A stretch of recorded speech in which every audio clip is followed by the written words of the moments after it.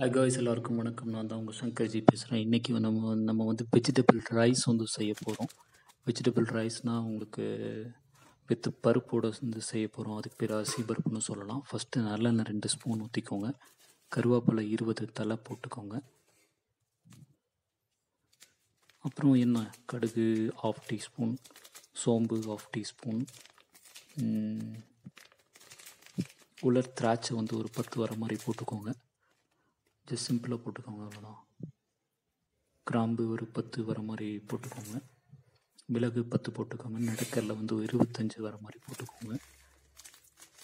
அப்புறம் சீரகம் வந்து 1/2 டீஸ்பூன் போட்டுக்கோங்க.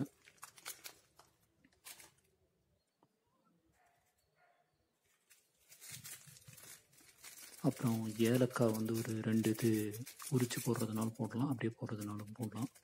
ஜஸ்ட் 2 மட்டும் போட்டால் போதும்.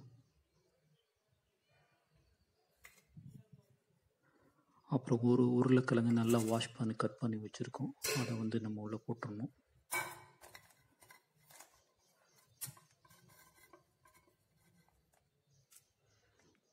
அப்புறம் சின்ன வெங்காயம், முருங்கைக்காய் 1, பூண்டு 5, இஞ்சி நல்லா புளிஞ்சு விட்டு போட்டுக்கோங்க. அதில் தட்டி விட்டு போட்டுக்கோங்க. மிளகாய், பச்சை மிளகாய் ஒரே ஒரு மிளகாய் போட்டால் போதும். ஏன்னா இது ஒரு ஆளுக்கு மட்டும்தான் நம்ம சமைக்க போகிறோம்.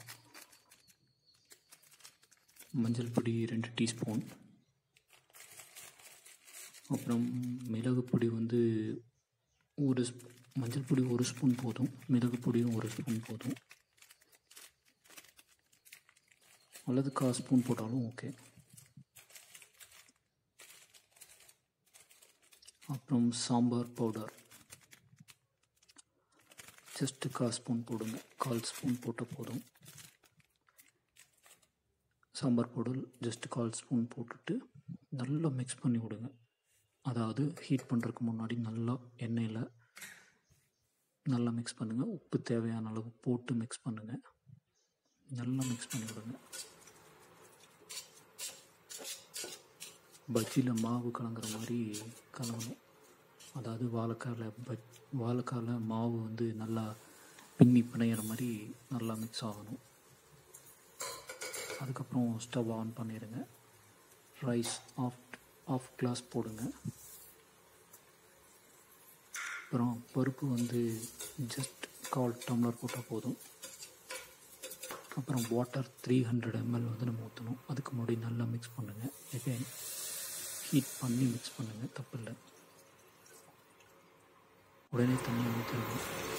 300 ml ஊற்றிடணும் 1/2 டம்ளர் ரைஸ்க்கு.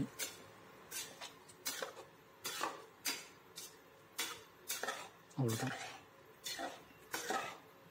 ஜஸ்ட்டு கொஞ்சம் ஹீட்டாக விட்டுட்டு அடுத்து க்ளோஸ் பண்ணி வச்சுட்டு 10 மினிட்ஸில் 3 நிமிஷம்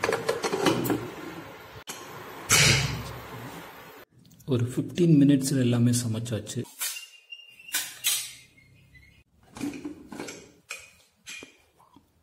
வா, சூப்பராக வந்துருக்கு.